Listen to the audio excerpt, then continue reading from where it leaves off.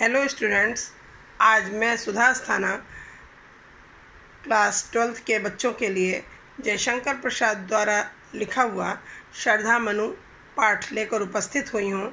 बच्चों, पाठ प्रारंभ करने के पहले हम कवि के बारे में थोड़ा परिचय प्राप्त कर लेते हैं।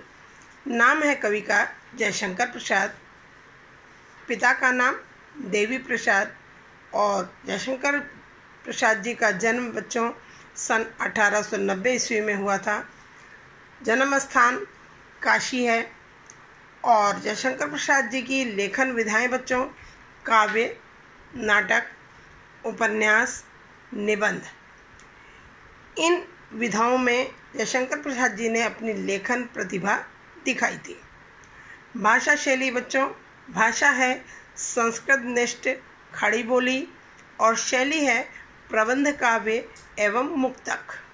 और जयशंकर प्रसाद जी की प्रमुख रचनाएं देखिए, कामायनी, आंसू, लहर, झरना, चित्राधार, कानन कुसुम और प्रेम पथिक आदि। और जयशंकर प्रसाद जी का निधन 14 नवंबर सन 1937 ईस्वी में हुआ था। साहित्य में स्थान, भाव और शिल्प दोनों दृष्टियों से ये हिंदी के युग प्रवर्तक थे। अब बच्चों हम श्रद्धा मनु पाठ को प्रारंभ करते हैं। कौन तुम संस्कृति जल निधि तीर, तरंगों से फेंकी मण एक, कर रहे निर्जन का चुपचाप, प्रभा की धारा से अभिषेक, मधुर विश्रांत और एकांत, जगत का सुलझा हुआ रहस्य, एक करुणा में सुंदर मौन और चंचल मन का आलस्य। बच्चों, मैं यहाँ पर आपको थोड़ा प्रसंग बता दूं कि एक युग जब समाप्त होता है तो प्रलय की स्थिति हो जाती है। इस समय प्रलय की स्थिति थी, चारों ओर जलप्लावन की स्थिति, कहीं भी सजीवता नहीं थी, हर जगह निर्जीव, कोई भी सजीव प्राणी कहीं भी दृष्टिगोचर नहीं हो रहा था। ऐसे वातावरण में मनु अत्यंत निराश होकर निर्जन स्थान पर अकेले बैठे हुए थे। उनके अंदर जरा भी आशा का संचार नहीं था। और तभी श्रद्धा नाम की एक नवयुवती आती है और वह मनु का परिचय पूछती है। और बच्चों, पहले भी मैंने आपको बता रखा है कि आपके पेपर में ये काव्य की कुछ पंक्तियाँ आती हैं, उनके नीचे 5 क्वेश्चंस लिखे होते हैं। इनके आंसर आपको इन पंक्तियों को अच्छी तरह पढ़कर समझकर इसमें से ही इनके आंसर आपको लिखने होते हैं। अब आप ध्यान दीजिएगा। प्रश्न नंबर 1 है आपका, पद्यांश के पाठ और कवि का नाम लिखिए। तो पद्यांश का पाठ क्या है बच्चों? श्रद्धा मनु। और कवि का नाम जयशंकर प्रसाद। अथवा यह क्वेश्चन इस प्रकार से भी आता है कभी कभी कि उपर्युक्त पद्यांश का संदर्भ लिखिए। तो आप क्या लिखेंगे? ध्यान दीजिए। प्रस्तुत पद्यांश प्रसिद्ध छायावादी कवि जयशंकर प्रसाद द्वारा रचित कामायनी महाकाव्य के श्रद्धा सर्ग से हमारी हिंदी की पाठ्य पुस्तक के काव्य भाग में संकलित श्रद्धा मनु शीर्षक से उद्धृत है। यह श्रद्धा मनु शीर्षक जो हम पढ़ने जा रहे हैं, यह श्रद्धा सर्ग से ही लिया गया है। अब प्रश्न नंबर 2 आप देखिए, रेखांकित अंश की व्याख्या कीजिए। रेखांकित अंश कौन सा है बच्चों?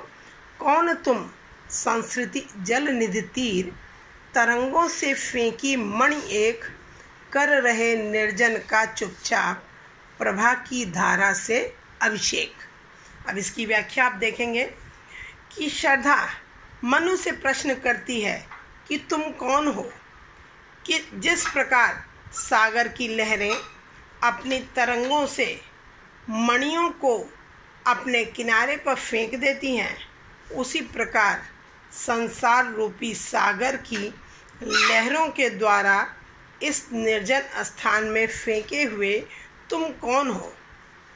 तुम चुपचाप बैठकर इस निर्जन स्थान को अपनी आभा से उसी प्रकार सुशोभित कर रहे हो जैसे सागर तट पर पड़ी हुई मणि उसके निर्जन तट को आलोकित करती है। अब प्रश्न नंबर 3 देखिए बच्चों। प्रस्तुत पद्यांश में कौन किससे उसका परिचय पूछ रहा है?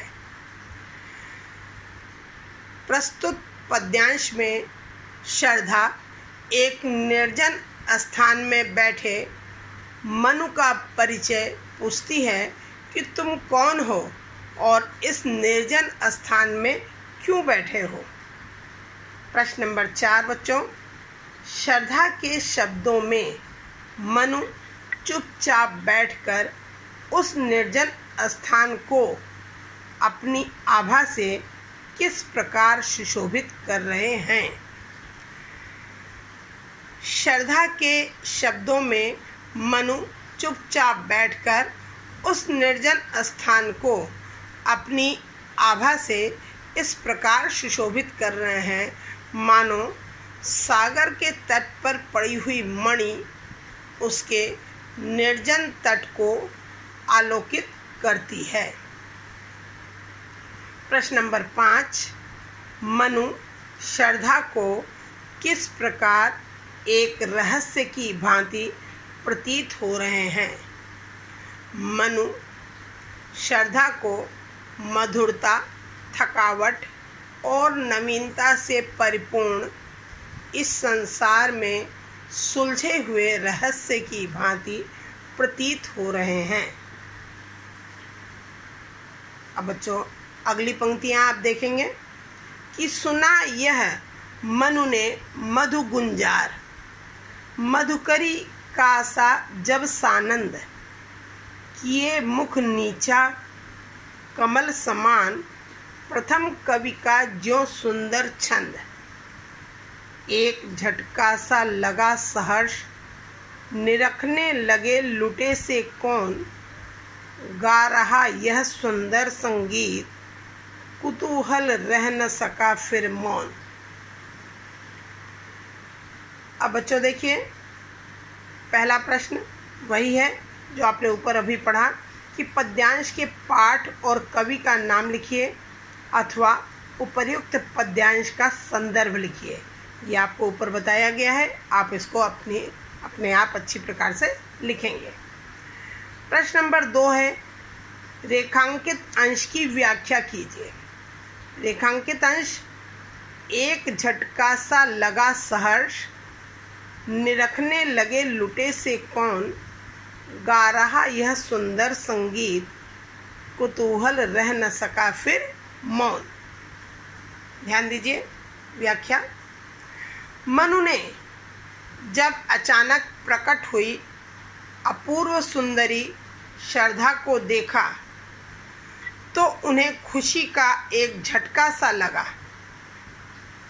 वे उसकी सुंदरता और मोहक छवि पर सर्वस्व लुटा बैठे और जैसे लुटा पिटा व्यक्ति अपनी सुध बुध खो बैठता है, ठीक वैसे ही श्रद्धा की मोहक छवि से आकर्षित होकर मनु सुध बुध खोकर उसे देखने लगे कि इस निर्जन प्रांत में कौन यह मधुर गीत सा गा रहा है, संगीत सा गा रहा है।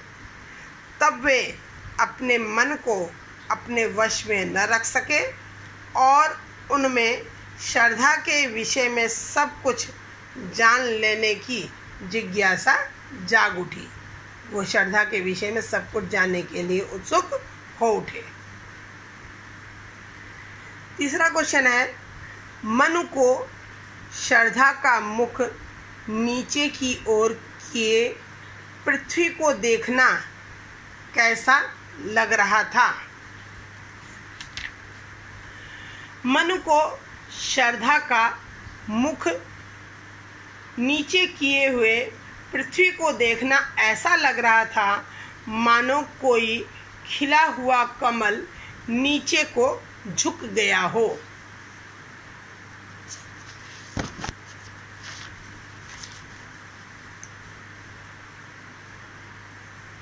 क्वेश्चन नंबर 4, जब मनु ने अचानक प्रकट हुई श्रद्धा को देखा तो उनकी क्या दशा हुई? जब मनु ने अचानक प्रकट हुई श्रद्धा को देखा तो उन्हें खुशी का एक झटका सा लगा। वे उसकी सुंदरता और मोहक छवि पर इस प्रकार सर्वस्व लुटा बैठे और जैसे कोई लुटा हुआ व्यक्ति अपनी सुध बुध खो बैठता है, ठीक वैसे ही श्रद्धा की मोहक छवि से आकर्षित होकर तथा अपनी सुध बुध खोकर उसे देखने लगे। प्रश्न नंबर 5, श्रद्धा को देखकर मनु के मन में क्या कुतूहल उत्पन्न हुआ? उत्तर देखिए, श्रद्धा को देखकर मनु अपने मन को वश में न रख सके और उनमें श्रद्धा के विषय में सब कुछ जान लेने का कौतूहल जाग उठा, जिज्ञासा जाग उठी। अगली पंक्तियां देखिए। और देखा वह सुंदर दृश्य, नयन का इंद्रजाल अभिराम, कुसुम वैभव में लता समान, चंद्रिका से लिपटा घनश्याम, हृदय की अनुकृति बाह्य उदार, एक लंबी काया उन्मुक्त, मधु पवन क्रीडित ज्यों शिशुसाल, सुशोभित हो सौरभ संयुक्त। प्रश्न नंबर 1, पद्यांश के पाठ और कवि का नाम या पद्यांश का संदर्भ आप ऊपर करते आए हैं, उसी प्रकार करिएगा। प्रश्न नंबर 2, रेखांकित अंश की व्याख्या कीजिए। रेखांकित अंश है आपका, और देखा वह सुंदर दृश्य, नयन का इंद्रजाल अभिराम, कुसुम वैभव में लता समान, चंद्रिका से लिपटा घनश्याम। ध्यान दीजिए, जब मनु ने कुतूहलवश ऊपर की ओर देखा तो उन्हें सौंदर्य से परिपूर्ण श्रद्धा अपने निकट खड़ी हुई दिखाई दी। यह एक अभूतपूर्व और सुंदर दृश्य था। यह दृश्य उनके नेत्रों को जादू के समान अपनी ओर आकर्षित कर रहा था। मनु ने श्रद्धा को देखा तो उन्हें लगा कि वह कुसुम वैभव यानी फूलों से लदी हुई सौंदर्यमयी लता के समान है। उन्होंने अनुभव किया कि जैसे चंद्रमा की शीतल चांदनी से लिपटा हुआ बादल का कोई टुकड़ा उनके सामने खड़ा है। प्रश्न नंबर 3 देखिए बच्चों। जब मनु ने कुतूहलवश ऊपर की ओर देखा तो उन्हें क्या दिखाई दिया?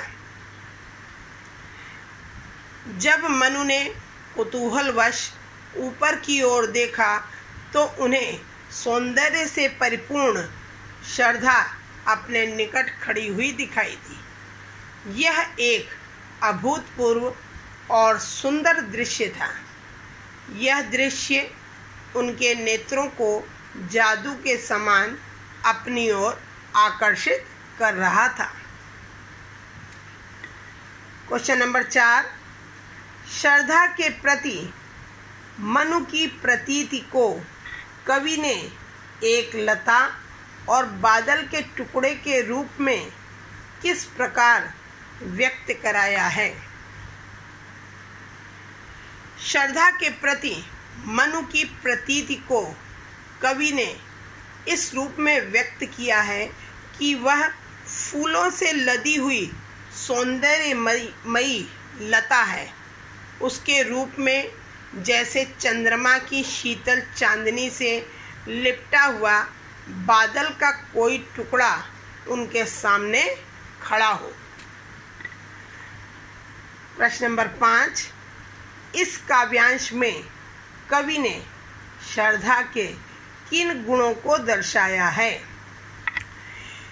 इस काव्यांश में कवि ने श्रद्धा के सभी उदात्त गुणों को यानी उदारता, हृदय की व्यापकता, गंभीरता, मधुरता आदि को दर्शाया है। अगली पंक्तियां देखिए बच्चों। मसृण गांधार देश के नील रोम वाले मेषों के चर्म ढक रहे थे, उसका वपुकांत बन रहा था वह कोमल वर्म।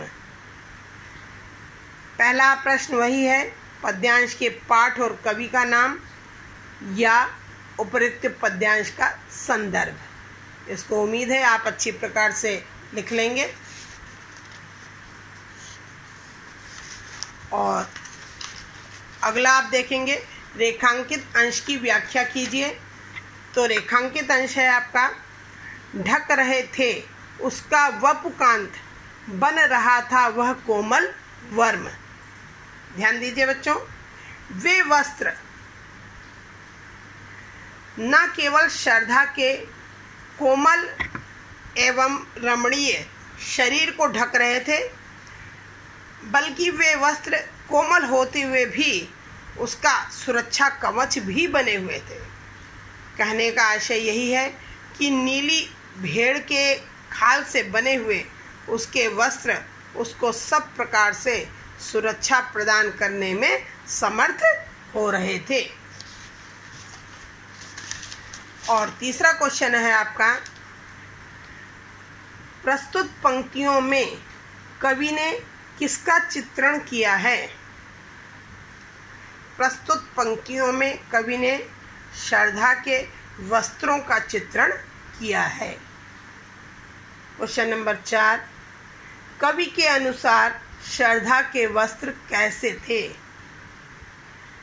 कवि के अनुसार श्रद्धा ने गांधार देश में पाई जाने वाली उत्तम नस्ल की नीले बालों वाली भेड़ के खाल से बने अत्यंत कोमल, सुंदर और चमकदार वस्त्र को धारण किया हुआ था। प्रश्न नंबर 5, श्रद्धा के वस्त्र उसके लिए किस प्रकार उपयोगी सिद्ध हो रहे थे?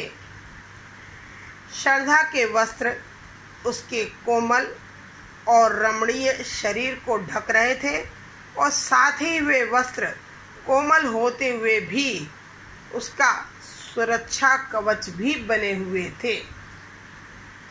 बच्चों, आपको इतना अंश अच्छी प्रकार से समझ में आया होगा, और जो ना समझ में आया हो वो आप कभी भी मुझसे पूछ सकते हो।